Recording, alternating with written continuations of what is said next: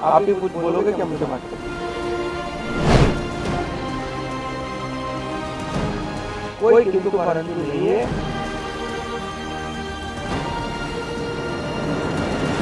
तुम कितने सालों से पत्रकारिता करते हो, जरा खाली थोड़ा याद करो।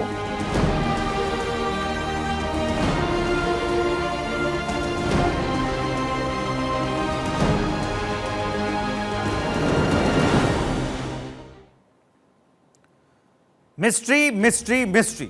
जी हां, महाराष्ट्र की सियासत ने रहस्यों का जाल बिछा दिया है। उड़ती खबरें सुर्खियां बटोर रही हैं, जितने मुंह उतनी बातें हो रही हैं, मगर जो सबसे अहम है वो पर्दे के पीछे है। एक ही सवाल, किसके हाथ होगी महाराष्ट्र की कमान? कब होगा सीएम के नाम का ऐलान? एकनाथ शिंदे रास्ते से हटकर भी चर्चा का केंद्र बने हुए हैं। उनकी बॉडी लैंग्वेज कई सवालों को जन्म देती है। उनका हाव भाव काफी कुछ कहता है। वो कहते हैं कि बतौर सीएम मेरा 2.5 साल का कार्यकाल बेस्ट है। ऐसा इतिहास में कभी नहीं हुआ। बीच बीच में वो पत्रकारों पर झल्लाते भी हैं। आखिर इस झल्लाहट की वजह क्या है? जब उनसे पूछा जाता है तो गृह विभाग का क्या होगा, तो वो झल्ला उठते हैं। शिंदे की बॉडी लैंग्वेज को डिकोड करेंगे अभी, मगर सबसे पहले महाराष्ट्र की सत्ता को लेकर क्या अपडेट है ये आपको बताते हैं। अपडेट क्या क्या है बीजेपी और शिंदे गुट की, वो हम आपको बता देंगे। विधायक दल की जो बैठक है वो टल गई है बीजेपी की ओर से। शिंदे क्या है कि मुंबई में शिंदे की जो बैठक है वो भी बैठक टल गई है। दोनों ओर से बैठ के जो है वो टल गई है। मुंबई में आज आगे का प्लान जो है वो होगा। मीटिंग में आगे का प्लान ये लोग बनाने वाले थे।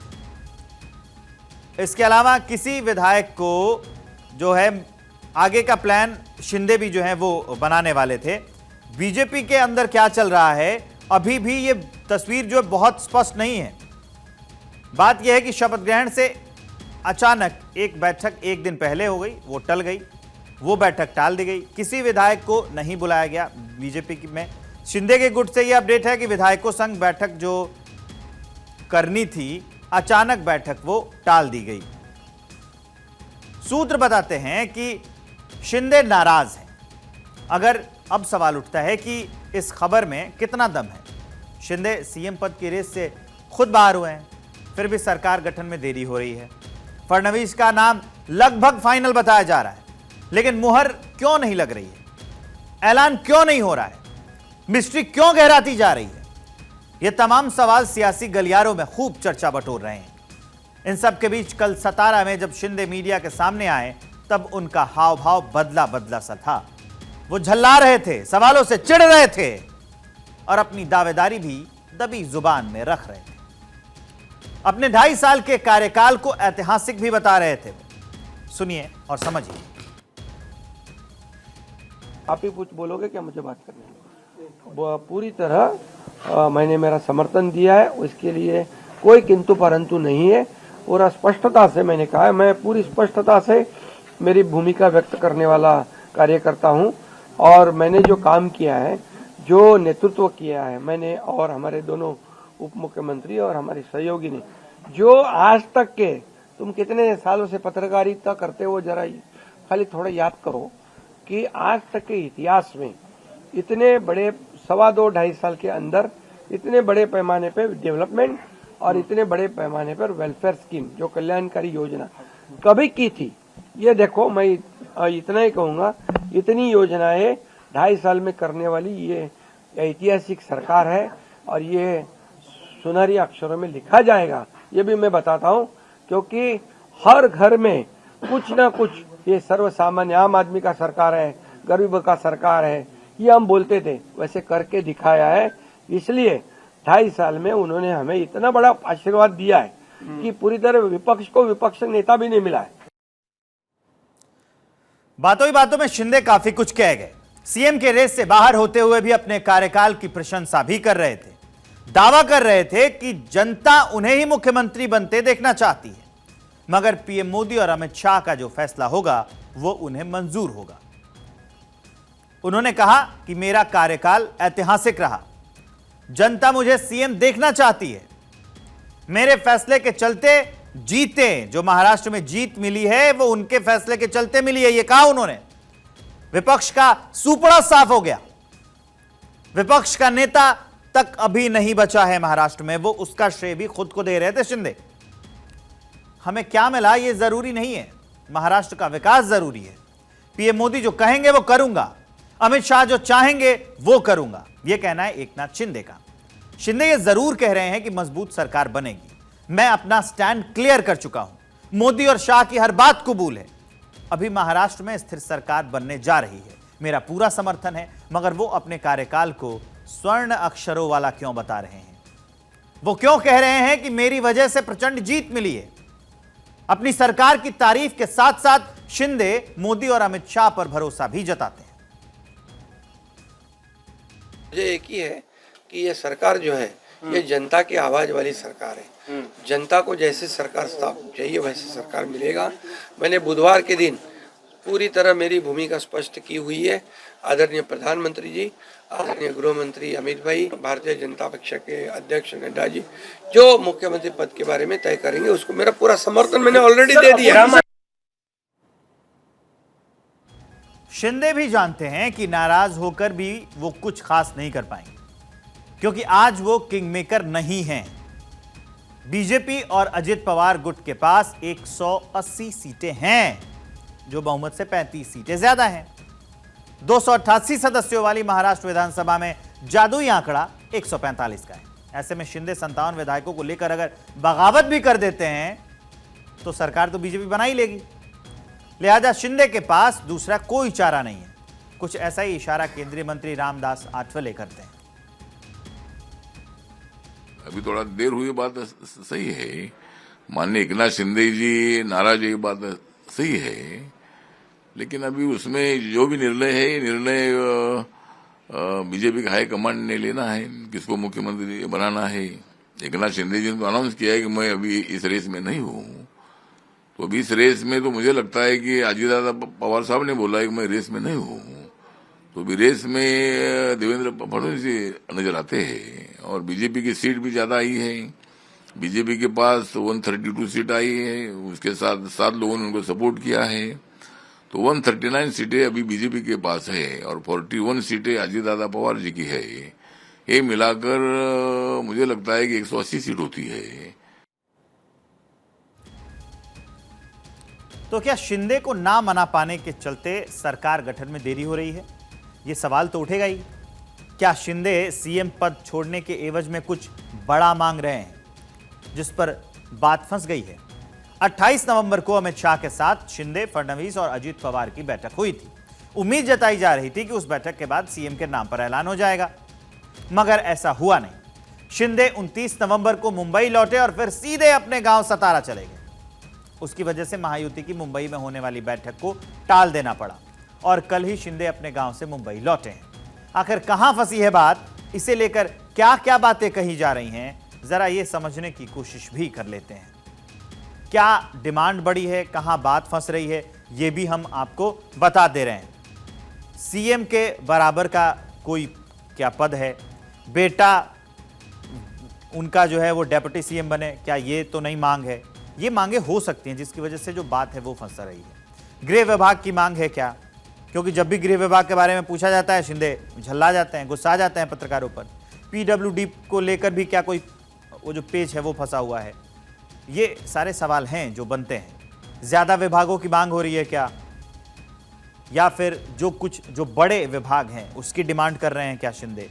ये सवाल तो बनते हैं ना, क्योंकि अभी तक ऐलान ही नहीं हो पाया है। कहीं शिंदे को ऐसा तो नहीं लग रहा कि वो सीएम नहीं रहेंगे तो उनका सम्मान कम हो जाएगा? ये भी एक बड़ा सवाल है। क्या शिंदे को ऐसा लग रहा है कि जब उन्होंने उद्धव ठाकरे से बगावत की थी तब हालात अलग थे, और आज जब बीजेपी बहुमत के करीब है तब हालात अलग हैं, जुदा है? शिंदे को ऐसा तो नहीं लग रहा कि वो यूज एंड थ्रो हो चुके हैं? विपक्ष कुछ ऐसा ही कह रहा है। धोखेबाजी, विश्वासघात की राजनीतिक गिरावट की कहानी है महायुति गठबंधन। पहले वर्तमान कार्यवाहक मुख्यमंत्री जी शिंदे साहब धोखा देते हैं अपने राजनीतिक गुरु के परिवार को, ठाकरे परिवार को। भाजपा उन्हें मुख्यमंत्री बनाती है, फिर जब इस्तेमाल कर लिया उनको, सब कुछ कर लिया, तो यूज एंड थ्रो पॉलिसी के तहत उनको निकाला और दूध में मक्खी की तरह फेंक दिया। विश्वासघात किया था शिंदे साहब ने, उसकी सजा भुगत रहे। शिंदे शिवसेना से बगावत कर बीजेपी के साथ आए थे। अब शिवसेना मौजूदा हालात पर सवाल उठा रही है। संजय राउत ने कहा है कि ये केयरटेकर सरकार गैर संवैधानिक है। सीएम पद को लेकर अंदर खाने कोई बड़ा झगड़ा चल रहा है। अब ये जो केयरटेकर गवर्नमेंट है वो भी संविधान के खिलाफ चल रही है। 10 दिन हो चुके हैं, उनके पास भारी बहुमत, भारी शैतानी बहुमत, अकेले बीजेपी के पास बहुमत, फिर भी अब तक ये लोगों ने राजभवन में जाकर सरकार बनाने का दावा नहीं किया है। क्यों? अगर अल्पमत में होते और हमारे पास बहुमत होता तो हम बहुमत में होने के बावजूद ये लोग भाग भाग कर राजभवन में जाते और दावा ठोक देते कि हमारी बड़ी पार्टी है। लेकिन अब बहुमत है, सब कुछ है, 10 दिन हो चुके हैं और सरकार बनाने का दावा तक ये लोग नहीं करते। अब तक ये उनके जो विधायक दल का नेता नहीं चुन पाए हैं, 10 दिन हो गए। हाँ, क्या चल रहा है? महाराष्ट्र चुनाव के नतीजे 23 नवंबर को आए थे, जिसमें महायुति को शानदार जीत मिली। बीजेपी, शिंदे की शिवसेना और अजित पवार की एनसीपी ने मिलकर 230 सीटों पर जीत का परचम लहराया। अकेले बीजेपी को 132 सीटों पर फतह हासिल हुई। महाराष्ट्र में बीजेपी ने 149 सीटों पर चुनाव लड़ा था। शिंदे की शिवसेना को 57 और अजित पवार की एनसीपी को 41 सीटें मिली। प्रचंड बहुमत मिलने के बाद भी अब तक सीएम का चेहरा सामने नहीं आया है। सीएम को लेकर सस्पेंस के बीच प्रदेश अध्यक्ष चंद्रशेखर बावनकुले ने एक बड़ा ऐलान कर दिया। उन्होंने कहा कि 5 दिसंबर को मुंबई के आजाद मैदान में सीएम पद की शपथ होगी, मगर चेहरा कौन होगा यह अभी भी सस्पेंस इस पर बना हुआ है। नहीं, देखिए, शिंदे साहब ने कल ही बोल दिया कि महाराष्ट्र की जनता ने बहुत बड़े पैमाने पर वहां पर हमको जो मैंडेट दिया है उसका आदर करते हुए सरकार बनाने में शिवसेना की ओर से और हमारे मुख्य नेता और मुख्यमंत्री एकनाथराव शिंदे जी की तरफ से कोई भी प्रॉब्लम उसमें नहीं है। अभी बीजेपी की अभी तक बैठक नहीं हुई है। उनका गठन नेता जो चुनना होता है, सभागृह का नेता चुनना होता है, तो उसकी बैठक अभी तक नहीं हुई। निश्चित रूप से उनकी बैठक होने के बाद में उसका निर्णय जल्दी हो जाएगा। तो ये हम आपको बता रहे थे कि अभी भी सस्पेंस बना हुआ है, लेकिन चंद्रशेखर बावनकुले ने यह कह दिया है कि 5 दिसंबर को आजाद मैदान में शपथ ग्रहण होगा। लेकिन यहां पर यह जानना जरूरी है कि आखिरकार महायुति का मुख्यमंत्री कौन होगा। वो मैं आपको बताने की जरा कोशिश करता हूं कि अब की बार कोई नाम तय होगा या फिर यहां पर भी कोई सरप्राइजिंग एलिमेंट आ जाएगा। क्योंकि आप पिछले रिकॉर्ड को देखेंगे बीजेपी के, वहां पर हुआ यह है कि जितने भी नाम मुख्यमंत्री के आए वो अचानक से सरप्राइजिंग थे। सरप्राइजिंग एलिमेंट बीजेपी वो बचा कर रखती है। तो अभी नाम भले एकनाथ शिंदे का, देवेंद्र फडणवीस का चल रहा था, लेकिन उसके अलावा कोई और नाम हो सकता है। एक नाम यह भी सामने आया मुरलीधर मोहोल का। तो सवाल यह है कि क्या ये मुख्यमंत्री हो सकते हैं? क्या चंद्रशेखर बावनकुले का भी नाम है?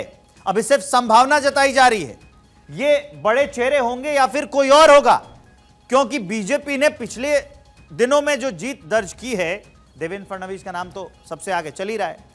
बीजेपी ने पिछले दिनों में जितनी जीत दर्ज की है, वैसे राज्यों में उन लोगों को भी मुख्यमंत्री बनाया गया है जिनका पहले से रेस में नाम ही नहीं था। लोग जो राजनीतिक गलियारों में शर्त लगा रहे थे बड़े नेताओं के नाम पर, राजनीति साधने के नाम पर, जातिगत जो समीकरण है उसको साधने के नाम पर कि ये फलाने मुख्यमंत्री होंगे, लेकिन वैसा कुछ नहीं हुआ। बीजेपी ने एक नया नाम लेकर और राज्य के मुख्यमंत्री के सिंहासन पर बिठा दिया। अब की बार भी वैसे ही कयास लगाए जा रहे हैं कि क्या कोई और नाम भी आ सकता है बीजेपी की ओर से, क्योंकि यहां तो पेच फंसा हुआ दिख रहा है। भले ही बीजेपी ने सीएम का चेहरा फाइनल कर लिया हो, मगर इसकी औपचारिक घोषणा विधायक दल की बैठक के बाद ही हो सकती है, जो अभी तक नहीं हुई है। विधायक दल की बैठक महायुति के सहयोगी दल भी यही कह रहे हैं कि जब तक बीजेपी विधायक दल की बैठक नहीं करती है तब तक सीएम का चेहरा सामने कैसे आएगा। ऐसे में अब गेंद बीजेपी के पाले में है। बताया जा रहा है कि आज से कल तक विधायक दल की बैठक हो जाएगी और उसके बाद महाराष्ट्र का सीएम कौन होगा यह साफ हो जाएगा। क्या फडणवीस होंगे या कोई चौंकाने वाला चेहरा होगा, जो हम बता रहे हैं आपको सरप्राइजिंग एलिमेंट होता है। इसके लिए इंतजार अब ज्यादा नहीं करना पड़ेगा।